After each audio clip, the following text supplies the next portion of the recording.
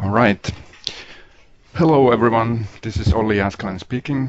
This is Office 365 and SharePoint User Group Finland meeting. We are now in May, and this meeting, apart from the next slide, will be in English. We have our guest, Aris. You will meet him soon, yeah. But I will first go through our next events, and this I will do in Finnish because it's so complicated.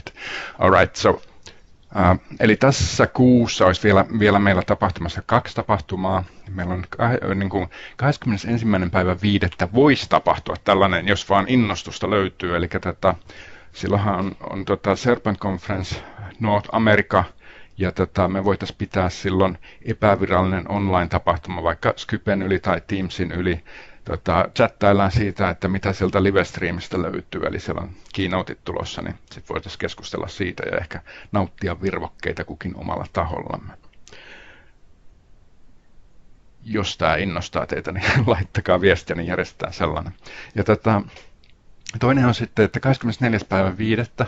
on seuraava toukokuun SPUG-tapaaminen, eli ihan livenä tavataan tällä kertaa Digital Illustratedin tiloissa Sammonkatu 1 Helsingissä. Ja teemana siellä on omaksuminen ja palvelun muotoilu, joista minähän en juuri mitään ymmärrä, mutta siellä on onneksi sellaisia asiantuntijoita, jotka ymmärtää. Tuossa on linkki siihen. Mä laitan siitä myöskin mainoksen tänä iltana vielä tuonne SPUGin Facebook-ryhmään. Sitten kesäkuun online-tapaaminen on maanantaina 4.6. Ja jos jollakin on siihen jotain halua esiintyä tai kertoa vähän niin kuin Adis täällä tai mitä meillä on ollut eri esiintyjiä, niin laittakaa mulle viestiä, niin eiköhän se järjestyy.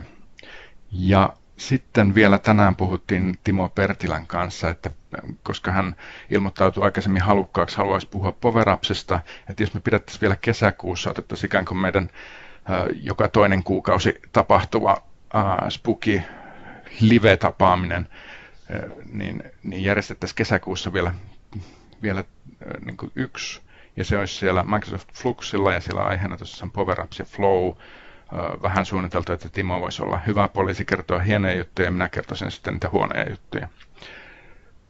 Mutta jos joku haluaa siihen puhumaan, niin ottakaa taas minun yhteyttä, niin katsotaan, miten kannattaa järjestää se. But without any further, Adis, can you say a few words about yourself? I cannot do it in Finnish, I'm sorry. Yeah, you can do it in English. Yeah. Okay. Let me just shortly then share my screen, Olli. All right. If it's okay with you. Yeah, it's fine.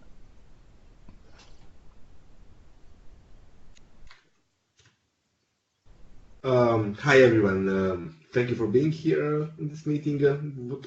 Olli asked me about. My name is Adis Jugo. I'm working for skybow. It's a Swiss ISV. We are making platform for rapid development of solutions on top of Office 365 and SharePoint, online and on premises. I'm director of product technology there. Since that title is a bit cryptic, I usually put those 3 components of what I'm actually doing. The most part of my job is actually software architecture. I'm working core with our engineering and with our developers and developing further development of the product. The platform that I'm going to show you in a bit. So if you have things which you don't like or don't appreciate, it's me to blame. I'm also working closely with our partners when they are working on projects, when they have some issues or whatever. I or somebody from my team is going to be there to help out. And since I'm Microsoft MVP and doing a lot of conferences, I was recently also in beautiful Helsinki. Though I didn't take the cold swim the cold water there in the sea, I'm also doing evangelism and talking at different Microsoft conferences and Microsoft events around. I mentioned I'm Microsoft MVP for Office servers and services. This was what was earlier known as SharePoint MVP. Since that changed and since my background is clearly a developer background, I've also got an Office development MVP from Microsoft from there. My blog is on this address, my Twitter is on that address, which you see on the screen. You're going to get the slides later, so if anybody wants to contact me or to read what I'm writing about, feel free to do about that. Was this enough, Ollie, for the introduction? Excellent introduction. Thank you. Okay. So, what's the plan now? We're going to start, or? Yeah, usually we have quite a lot of conversation, especially at the end, but it could be at any point. I will be monitoring the chat window, and so I can sort of like interrupt you if somebody writes something, a question or something in the chat. And also, anybody just feel free to put your mic on and start talking. We are cool with that. Yes, please. Let's not make this a monologue, if anyhow possible. Dialogue would be much better. Yes. All right. So, with that, I don't have many slides. I do have a few, though, just to explain the concepts. I'm going to show a short demo, since we don't have that much time. We have 1 hour, but I'm going to go through that. I'm going to show you the roadmap on we are working. A Q&A, yes, we can leave some minutes on the end, but as Ollie just said, we can just interrupt it at any point of time. So if we speak about concepts, what's skybow? If I would need to explain it, this would be one slide that explains it the best. We are a platform for rapid development of business apps, business solutions, however we are going to call it, on top of SharePoint. That being said, it's for citizen dev and professional devs. From the both sides, I'm going to show some things with one or with another, where one can stop, another can start, etc. When we say business solutions or business apps, what do we mean? Each solution, on the end of the day, has these few major points or few major characteristics. So we also have it. We also have it here. We have data modeling, so we can have some kind of data that our solution is going to be based on. As you are going to see, all our data here is based on SharePoint. We have, of course, UI, which is an important part of every solution, the way how you collect and present your data to the customers, to the users. You usually have some kind of processes on that data, so you need to do something with the data, and you need to get to give away on the end some kind of reportings. It could be visual reports or dashboards or printed reports or any kind of basically a result, an outcome of why we are doing this in the first place. Besides that, on the infrastructure side, on the quality side, we need to take care about stuff like governing those solutions, packaging, deployment, updating, retracting, removing, redeploying, etc., etc., and managing all those deployments and managing all those solutions. This is also a big part of what skybow is. I'm going to show you that also on the end of the day. So what we are doing is basically it's an end-to-end platform for developing of business apps on top of SharePoint.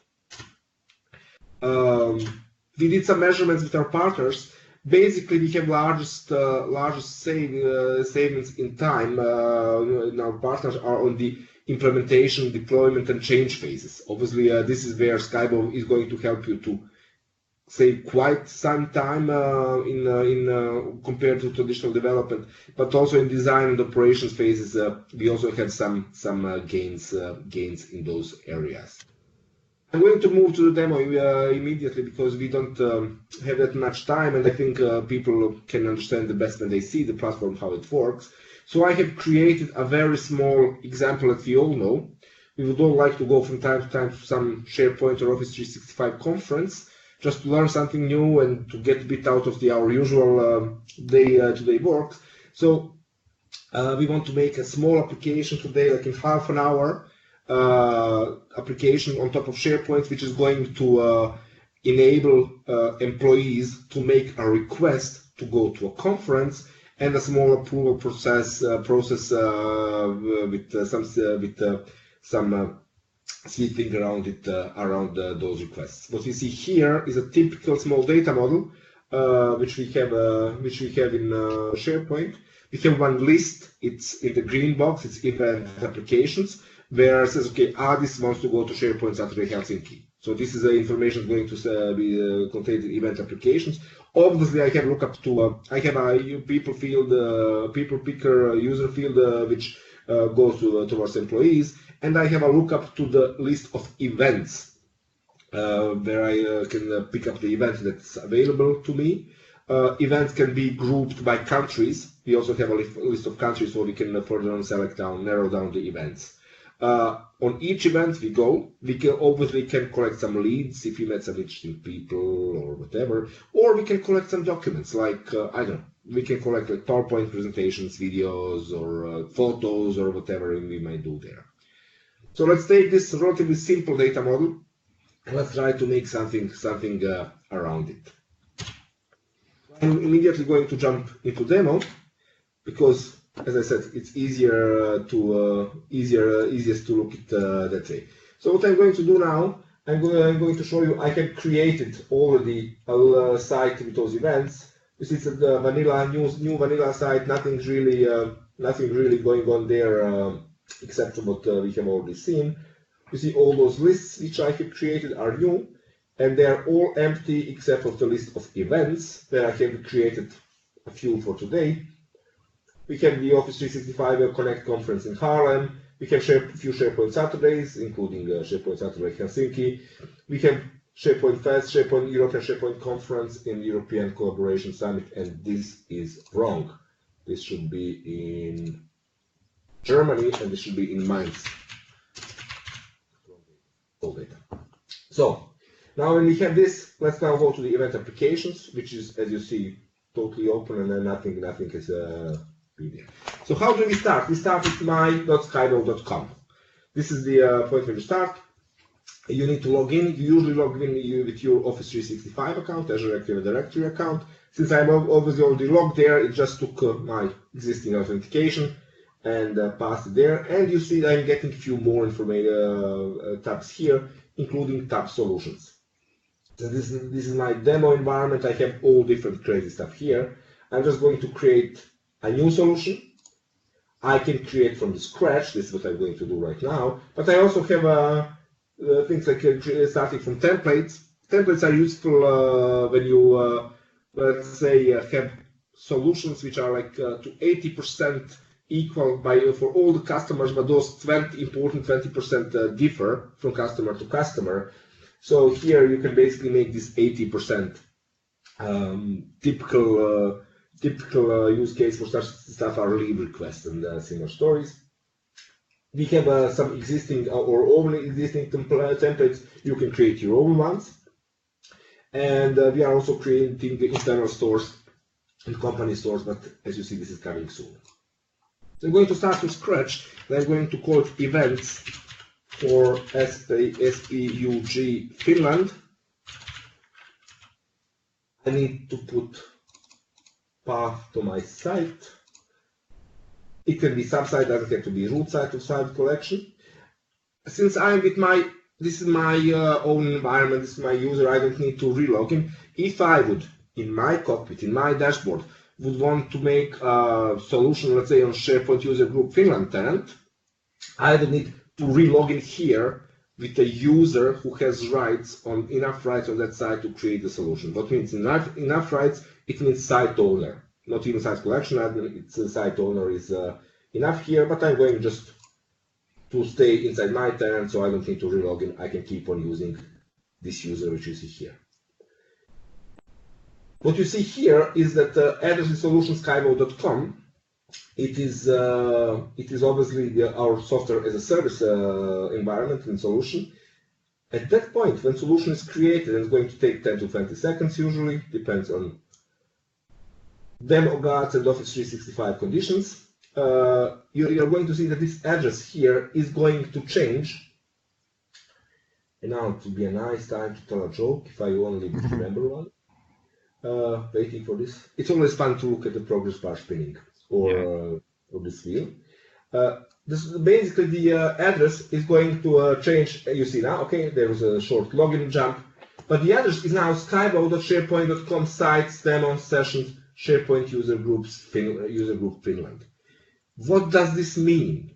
This basically means we have copied this work environment into your site from a simple reason that your data and your processes are not leaving your developer site. I'm aware this is probably going to be a developer site, you're going to deploy into production later, but still, we don't want your data.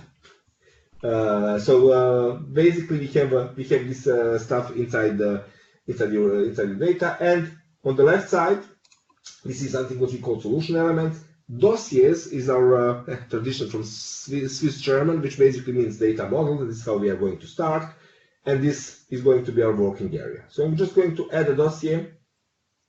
If you just remember this, where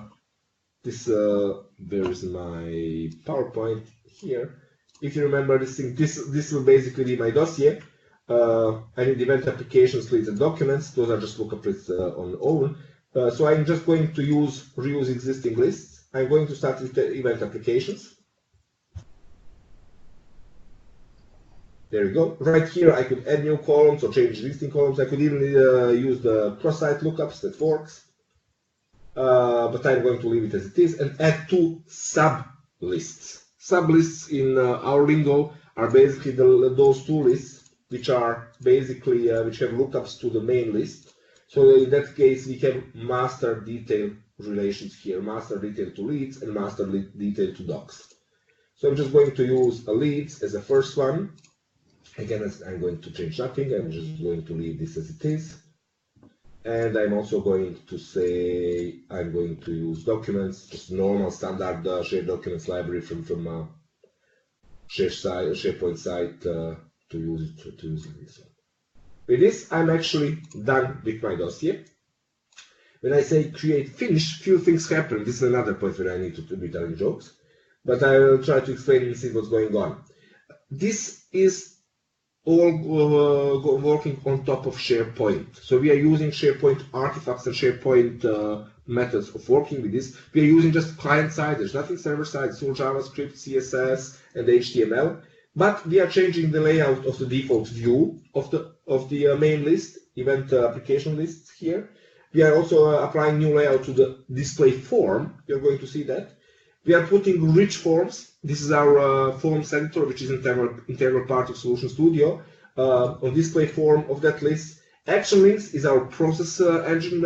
We are also putting that on display form and default view. List view search is a component for the fast list filtering. Just think of the problems of 5,000 list items threshold. This is actually a really cool way to go to avoid that and to enable drill down on the lists and avoiding that limit. And when that's done, the last step is obviously saving it all to the configuration. That's going to be the last one.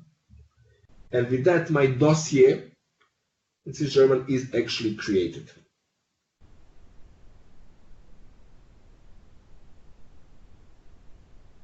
So with this, I'm going just to show you some key concepts. You're going to understand what do we have and what's going on, and then after that I'm going to show you a finished solution, another one, just to see how an end result can look like. But for now, this is what I'm getting. I'm still having those guys on my left side.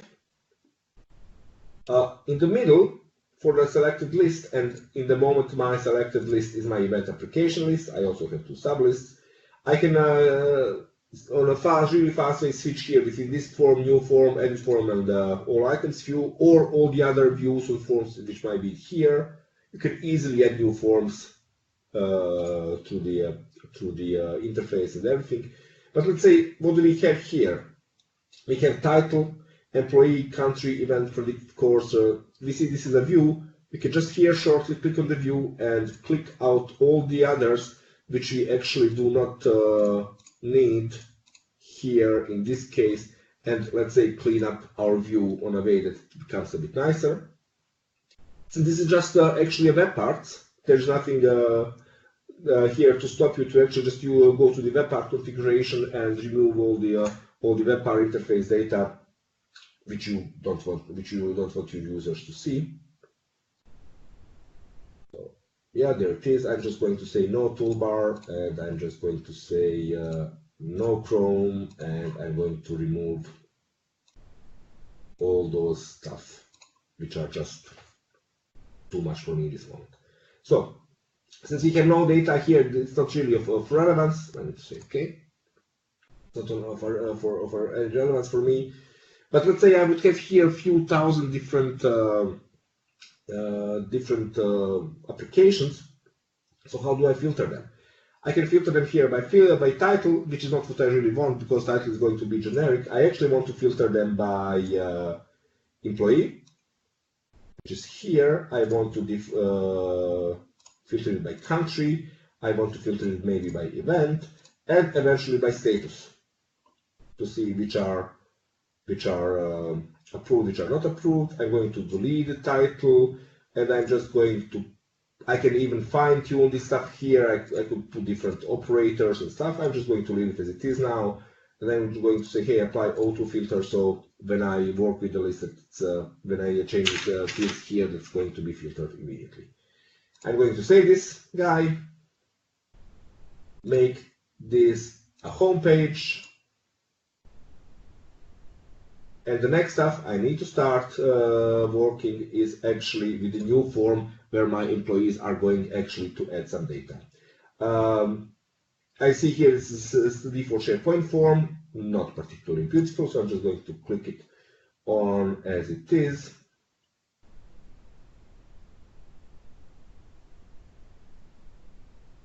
There we are. So now we are inside our form designer. Our form designer is actually award-winning, if that means anything. You can easily move fields, resize fields, and do all the other crazy stuff with which we are going to show. But we also have advanced container controls. We have groups, we have tables, we have tabs, toolbars, and all the others. I'm going to use tabs here because it's easy. I'm going to say request data. So for where I request an event, and I'm going to put here approval data. Request data, I'm going to move employee, country, event, country needs to be in front of the event, predicted costs, we are going to calculate those, and I'm going to put some reasons here, and then approval data, I'm going to move here to approval, approved, approved by, and status number of fields I'm going to leave down. So with this, I'm going to save this form easily.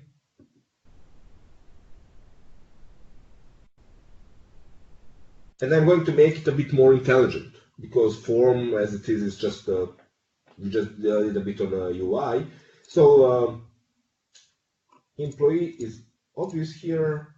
For some reason, I'm missing the title field. There it is. I'm just going to move it down. So we already have a title field here. What will be a title field? This wants to go to Helsinki for SharePoint Saturday, to Finland to SharePoint Saturday Helsinki. I don't want my users actually entering this text, and since I need to have title, I'm going to switch to behaviors, and I'm going to make the title calculated field.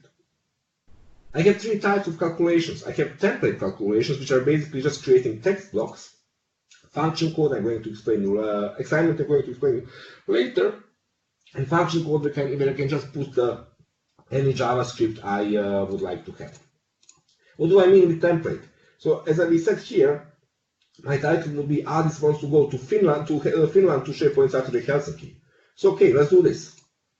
I see here my fields from my lists already, so I'm going to say, hey, my employee, so this wants to go to, I have somewhere here, country, and I'm going to use country value, and I have here somewhere event value. This wants to go to SharePoint Saturday Helsinki, to Finland to SharePoint Saturday Helsinki. Let's try if this works. I'm going to click on test.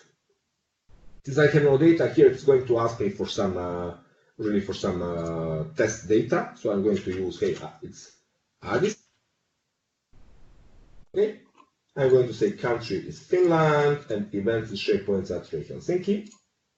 And when I click on test here, value wants to go to Finland to SharePoint Saturday Helsinki. So okay, this works. I'm just going to say this as it is. Employee, yes, I chose now this, but let me be more crazy. I'm going to say initial, and this is going to be assignment. I'm going to assign initial value of this employee to my current user, since obviously I'm filling this in for myself. So the next one is country and event. You've seen I've chosen Finland, and then I've chosen Helsinki, but when I choose Finland, I want all the others from events to be filtered by country. So I'm clicking here on event and clicking here on filters, you see? And here I'm saying, hey, I want to filter event by country. So I can choose three values. I could say any fixed value, but this would be basically hard-coded, which I don't want. I could use an expression. We are going to talk about more the expressions so in a bit later. We'll see just the basic template expressions. Or I could filter it by the form input of the another form field, in my case of the form field country. And this is just what I'm going to use here to save this. So this is cool. Predicted cost. So if you remember this table here, I have here inside contents, in events, I've got some costs. So we now know the SharePoint Helsinki is for free. We know that European Collaboration Summit is 140 euros, and the European SharePoint Conference is 1,600 euros. We need to add, let's say, 300 euros for travel costs. So let's say our predicted costs are going to be calculated value, where we are going to say it is, so now I need event. Remember, this is my lookup field to events. And now I find price. There it is. Plus, let's say 300 euros. Of course, we can make it way more complicated, but for the case of the demo, it's going to be enough. I'm going to say here assignment. So if I test here now, I will obviously need to choose an event, Finland, SPS Helsinki, test here, and for some reason he still thinks it's template. Save this here.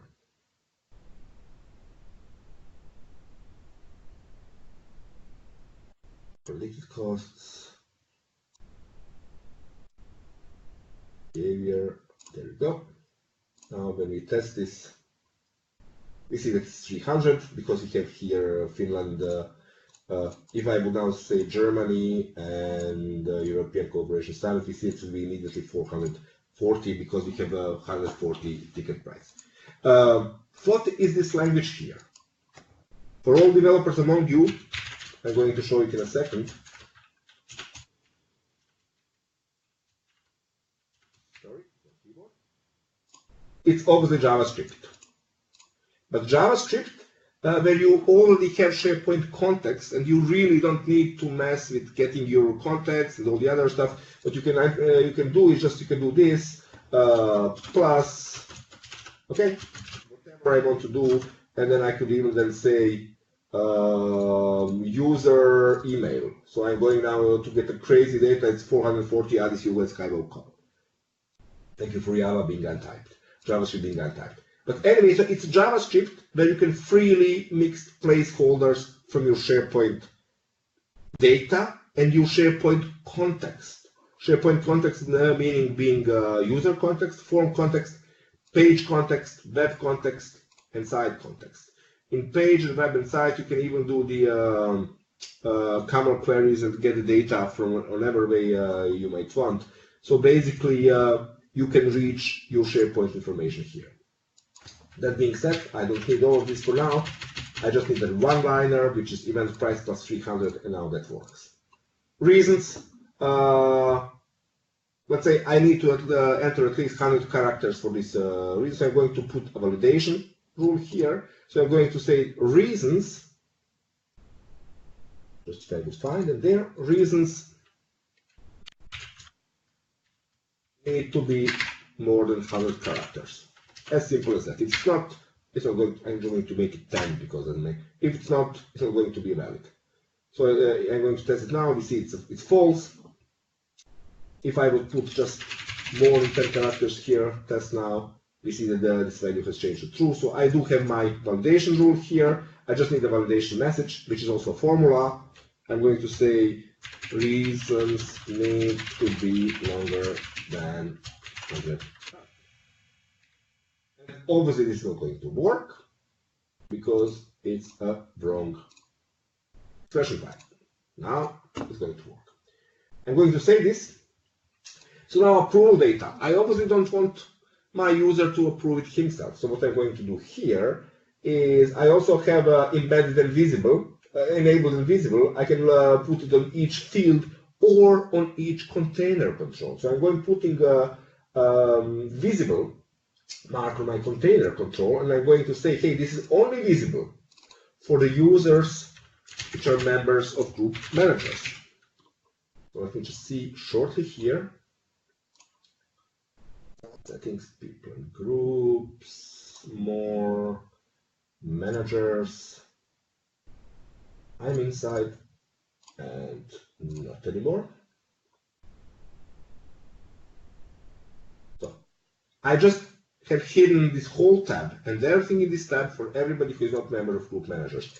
Why is this important? You can basically put dynamic forms which are rendered based on your user, based on your SharePoint data, based on whatever you might want and might imagine. Let's just try all this if this works. So this is obviously a new form. There we go. We see I don't see any additional data. Addis Hugo wants to go to. Why does it know it's Addis Hugo? Because I have this as initial value in my employee. And this is calculated field, anybody which reads from this field. So I'm just going to put Germany. I'm just going to put European Collaboration Summit, and we see that Addis Hugo wants to go to Germany, to the European Collaboration Summit, 440 euros. And because I'm going to click save, and I'm going to have a nice friendly message. I need to have at least more characters, because it is cool. Save. Right, I've got here what I need. So if I will now open this guy here, no, before I do that, let me do something else. Usually I will not do this in this form, but I'm going to kind of misuse this form just to do that. Let's say it will be an edit form now.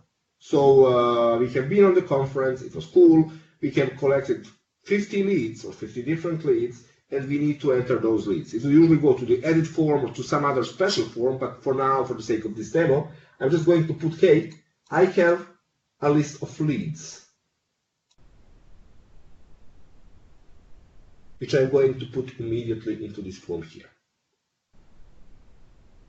So, as you see here, I'm creating master detailed form literally with one click inside the SharePoint. Title, yeah, I can put some title here, contact name, contact email address, contact priority, and let's say where 100 is really contact top priority, or other would not be less. I'm going to make this also a calculated field. I'm going to make this following.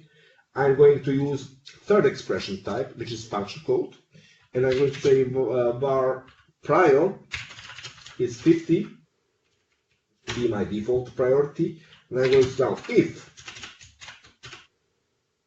sublist current row title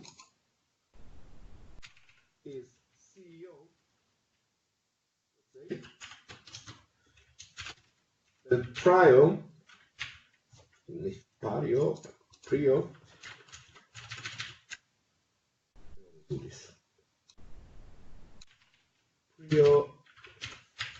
Prio is 100. As it's a function code, I need to always return a value.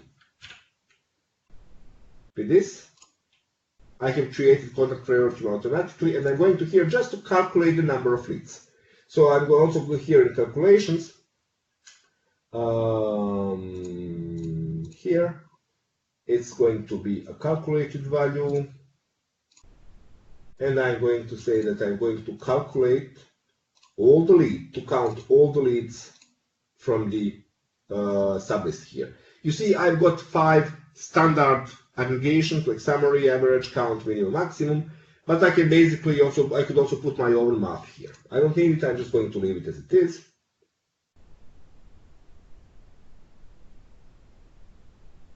And I'm going to start this now again. I'm going to add another. So it's me again, obviously. I'm going to say now that it's a Helsinki. Because that's the Helsinki reasons whatever. So I'm putting here James Bond. As you see, the contact authority is 100. If I would put here his CEO, it's turned to 50.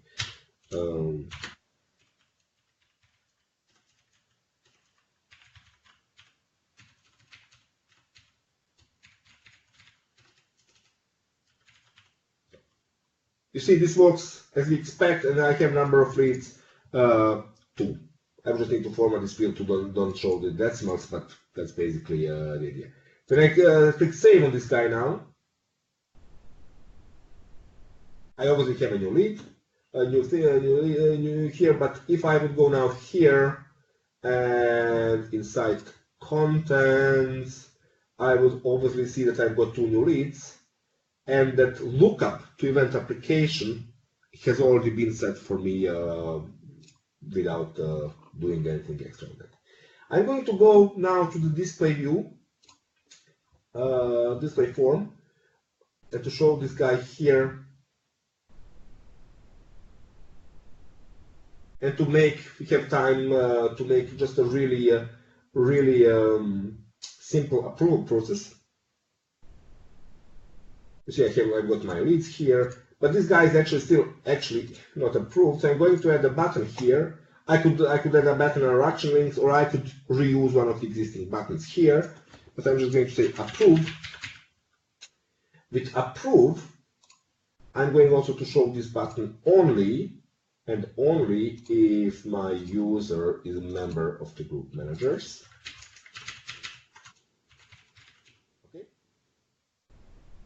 And my actions are going to be the following one. So this is our action builder. Possible actions which we have are adding list items, deleting list items, and updating list items. So obviously list item related actions. I can upload documents. I can execute any JavaScript which I want. I can generate documents. I'm going to show you this in a second. I could make any HTTP requests. I have page operations like opening list forms, opening web pages, redirecting URLs, reloading pages. I can send emails. This is a very popular action, or show any kind of messages, or start workflows. I'm getting a lot of questions, how do you start flows? Well, HTTP request action is sufficient to do this. So I'm going to do the now first action is going to say update list item. So before that, I need to do a few things. Before I do this, is actually to re-add myself here.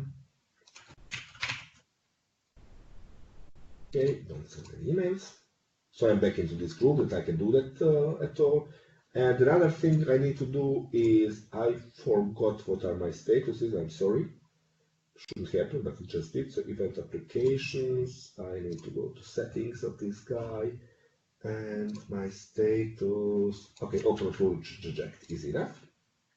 So I'm updating list item. Obviously, on current site, I'm using list event applications. As soon as I've set this list, I'm getting the fields from this list. I could change the content type, which I needed.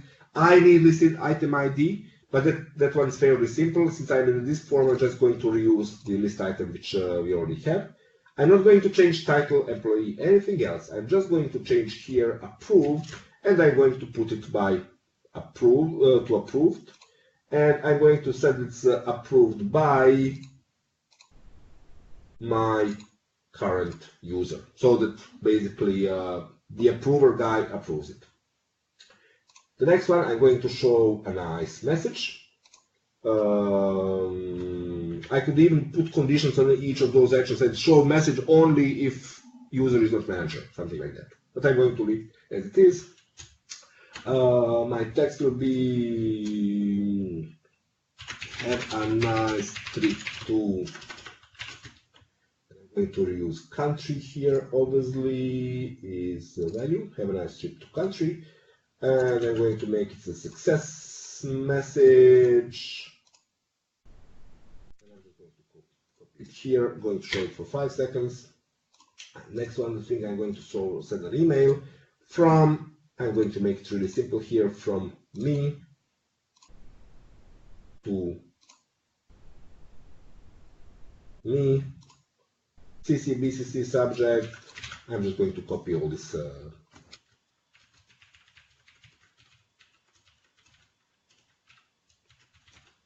Yes, HTML works, except if you don't click here.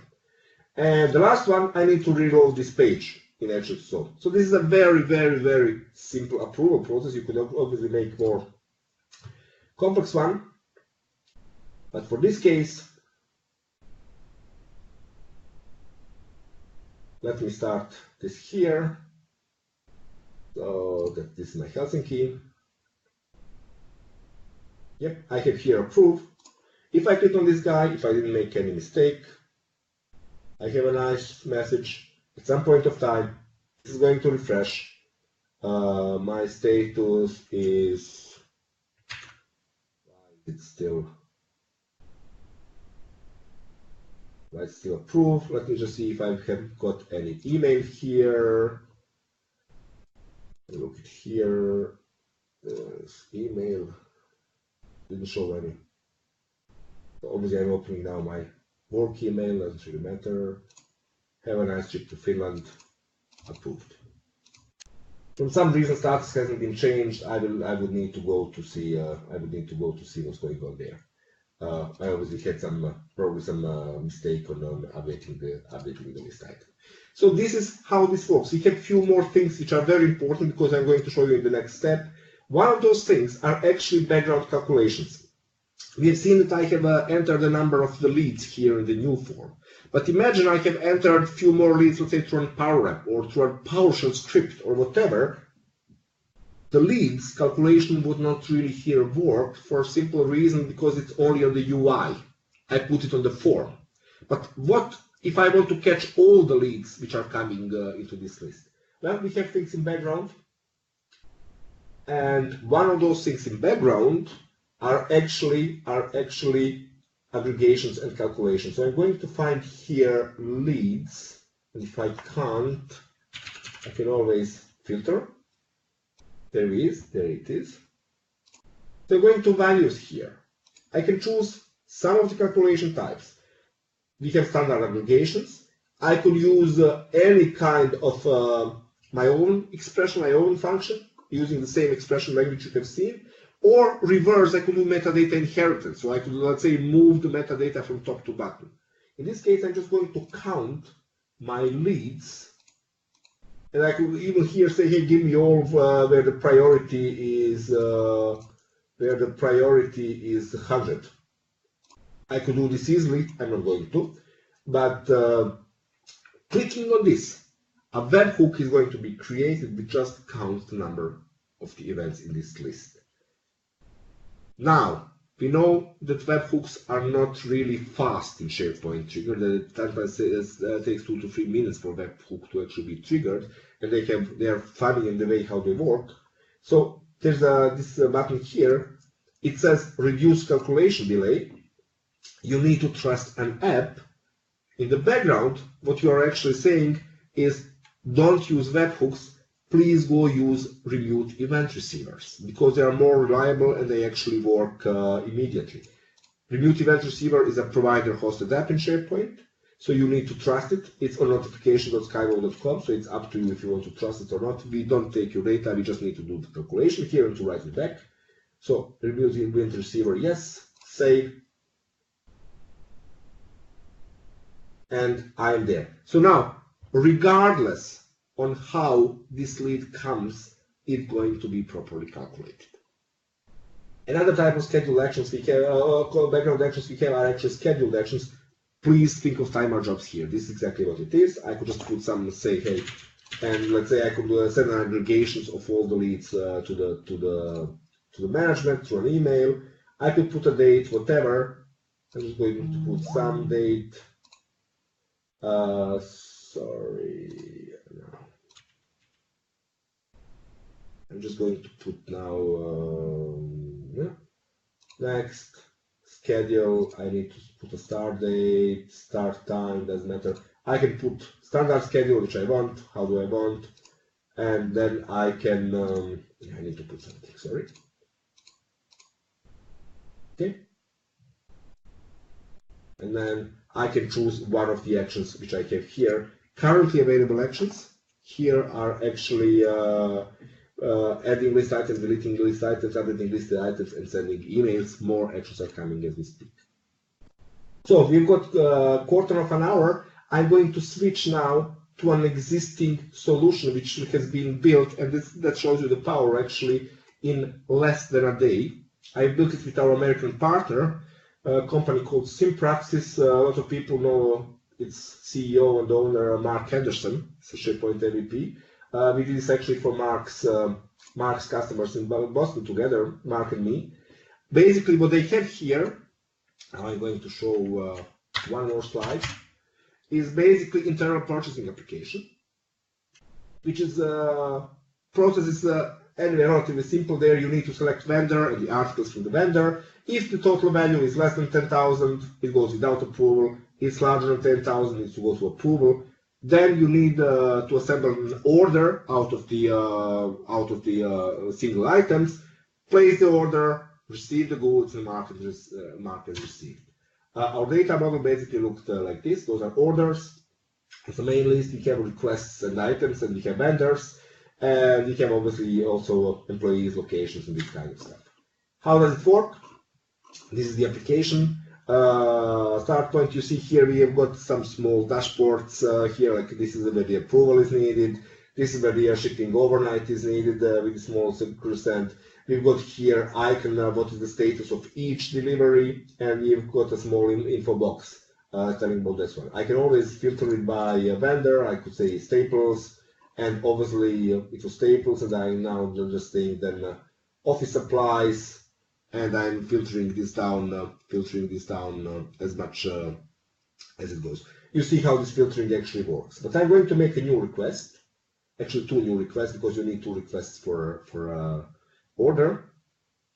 So I'm going to say here, hey, it's a category is office supplies, vendor is staples. I'm going to say that it's SPUG Fin 001. Item name is monitor. I need monitors, so I need 100 of those. And let's say they cost 100 euros each, cheap monitors. But we have exactly on $10,000. So if I would put any of those 101, where we would need approval, if you remember, it immediately gets here approval needed. Notification to the user that the approval process is going to be started in the background. So I'm just going not to show approvals now because we're running out of time. I'm just going to say click here on save. So I've got one guy here. I need shortly to make another one to show you how this works with the requests. There needs to be the same vendor. It's going to be 2 mouse.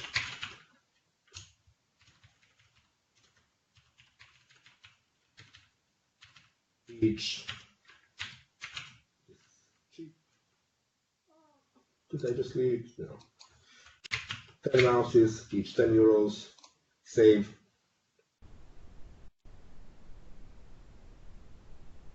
You see those 2 new guys here. So now, since I'm also in the group of the managers, I see here assemble order. Usually, if I would be a normal user, I would see just this one option. But since I can see here a bit more, here I can say assemble order. And I'm getting all the orders which are not assembled, all the items which are not yet placed as an order as available. So I've got those 2, the new ones. I need to select a vendor. Okay, those are all of the same vendor here, but just imagine here will be a few hundred orders. If I don't select the vendor, I will just get a nice warning that I need to select a vendor. So I'm just going to say here, hey, it's staples. And in staples, I'm going to mark those 2 guys and say assemble order. Now there's a magic happening in the background. But on the end of the day, a purchase item, order item is being created, and I need to put some order date. Obviously here, this is good, location Germany, and I've got my purchase order number created for me. When I save this, I'm obviously, and we're going to show you dashboards later, but I'm just going obviously to go back to the orders overview, where I see my existing orders. All of those are already placed, only our new order is assembled. You see the difference immediately in the icon. Those background calculations are here taking part in the background and putting the right icon on the right place for the right status of the order. So when I click here on my new order to Staples, we see this is what we have now, we are assembled. I cannot mark it as received, obviously, because I still didn't place an order. So I can, depends on my stage here, I can just do different actions here. So I can still delete an order because I still didn't place it. But at that moment when I place the order, so now I need expected date here. It's 20, doesn't really matter. Vendor order number also doesn't really matter. So place this, we see that this whole status moved to place, and now I cannot delete order anymore. I cannot place it because place I can just mark it as received, or I can print the order sheet. Let's print the order sheet. You see it's working on it in the background. A Word document is being created, and a Word document with the data from our order. You see this is for our SharePoint User Group Finland and everything. Why do we not have totals here? I am using webhooks here, and the webhook still did not trigger in these 2 to 3 minutes which we had here. Webhook still didn't trigger, so we don't see it working. At some point, now it came extended price. So if I would print an order sheet right now, I would see that this is we've got 10,000 right here and right now. How did this work? If you remember here in the actions, and what you see, if I go now to my prove action, one of the action types is actually generate a document. You just need to upload the Word document. Really, it's a Word document. I can actually show you this one, how it looks like originally. I'm opening this solution. Which I did with Mark, and so there we go. I need to go to orders, in display form, print order sheet, and I can show you a current template how does it actually look like. You see, I have the same syntax, the same fields and same everything I had like in my expression language.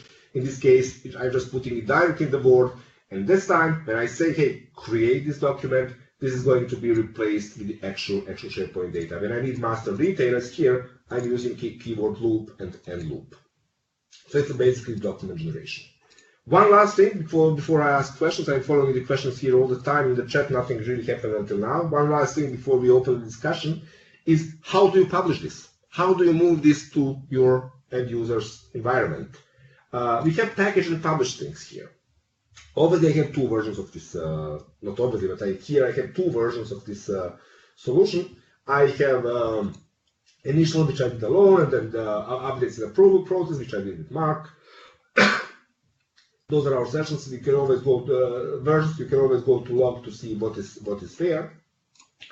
But then you go to publish. Then you see here which version is being published where. Now this version is published to one of my demo sites, but I could say, hey, create a new publishing. I could put publishing SPUG Finland. I could put some description. I could select a version I'm going to publish. I could have different versions. I need to put the target site and click on publish. It takes like 10 to 15 minutes, so I'm not going to do this. But obviously, you see here you have kind of a publishing cockpit. You see what has been published where. If this would be a lower version, if it would be a version 1004, I could do an update here. You see, there's this update version, so you can update to the version which is above current version. You cannot downgrade it, you can only update it. Or I could completely remove the deployment. So this gives me full control to see where is this application where is this solution being published, which version has been published where, do I need to update any of the versions, or do I need to retract or remove any of the versions from the server. And this way you can really control the whole. I'm sorry, I'm a bit cold.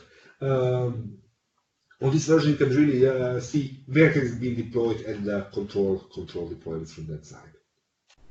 So this is basically, we have a few more other things. We are not having time. We can publish with APIs, we can publish with the add-ins, we can publish directly to the stores. And we are also supporting things like app stores and different other stores, private stores. We don't really have time to go into details because we have like 3 more minutes basically. If anybody has questions about that one, can easily ping me offline or do whatever you want. So now I'm closing my speech and opening microphone to any questions. Those are the next 3 events. You guys can talk to us directly. To me, I'm not going to be in Vegas. I'm going to be in Mainz and Seattle. But my colleague Mike Fitzmaurice is going to be on all 3 events here. So you can just talk to one of us anytime and see. Excellent. Thank you, Adis. Any questions from the audience? I will start. I'm going to ask the quick question here. I think I have like 2 big questions. First is, how do you feel, Adis, how do you compare to the competition being, for example, like Nintex Forms and the on-box competitor Power-Apps? How do you feel about this? We actually do. Nintex understands their forms differently than we do understand our forms. Nintex, even if you talk to them, they'll say their forms are really endpoints for their workflows. Yeah. We don't do workflows. Obviously, we have these stages and save flows, which are good enough for linear processes, but we are not in the workflow business. And if the solution is more really form focused and data focused, usually people are going the skybow way. Okay. If the solution would be more process focused, like when the stuff where you need stateful machines or whatever, this kind of stuff, people would then usually go the Nintex way. We don't really see Nintex that much as of a competition. The 3 years the Skybow exists as a separate alone company, we basically came only in 2 or 3 cases where it was Nintex or Skybow. All right, it is very often Nintex and Skybow. Skybow on the data side, and form side, and Nintex on the process side. All right. About Power-Apps, you already know that I'm talking very often about Power-Apps, and I actually pretty much know much of it bits to be known about this. At the moment, Power-Apps is more mobile focused and more simple data focused. The basic things missing in Power-Apps, like proper master detail support or proper basically calculations of the fields or proper validation missing on Power-Apps, are just putting Power-Apps in the corner of a very small applications. If I may put it, if you know what I mean. Because if you start doing anything in Power-Apps, you are very, very soon going to hit the hard targets where you are not going, just not being able to go forward. Yeah, I agree that there are things in Power-Apps like clearly missing. Like, for example, you showed tabs or something like that. It's very complicated to build on Power-Apps. and it takes time. You can do it. Yes. There are separate screens, and you probably are not able to use the form control. Instead, you are putting every field there by hand and Yes. binding that to data, and it takes time. So I see your point clearly. I mean, you've seen what we have done in half an hour here with this event Yeah. application. If you would be doing this with Power Apps, it would take you 1 day plus. Yeah. Just for the same functionality. Yeah. It's just the state as it is. What I need to say, and I'm going to come to you probably the next question. We are not this version is not mobile ready. What we have. So if you guys are really looking for something that's going to immediately work on the phones, I'll be telling you wait for a few more months because we are not at the moment. And Power Apps is really natively mobile, and this also explains some of the Power Apps problems. It needs to be natively mobile, and mobile has its obviously its limitations. What we are doing, and I guess it's going to be your second question, so I'm just going to be preemptive. Yeah. Is we are going to do a full support for modern interfaces in the next few months. Yeah. We already released modern interfaces for pages and for action links. What we are now doing is modern interfaces for forms and form builder, and we cannot just do JS Link as we are doing here. We cannot use JS Link as we are doing here, so we need a completely new renderer. And all our dev forces are definitely now on modern interfaces, and be ready for Ignite. Yeah, excellent. That was my second question about this modern. Yeah. Yes. All So right. what we do support now, like now is if you go now here to pages, and if you would say here create new page, you can immediately choose the modern page here. Okay. Yeah. If you create the action links, they are also available already as modern action links. What we don't have ready is a form builder. It is part here. And we are like all our devs, all girls and boys are actually working on this at the moment. Excellent. All right, we are 3 minutes like overtime already. I'm sorry. Yeah, it's okay. It's okay. 3 minutes isn't that bad, but I think unless there are other questions, which I don't see, do you see it? No other questions. All right. Then it's like that. I hope to see at least some of you guys in mind. And if you have any questions, just hey, stop me and ping me and let's talk about this. All right. Thank you very much, Adis. Thank you, everyone. Thank you, Ollie. Thank you. Bye. Bye-bye. Thank you, everybody.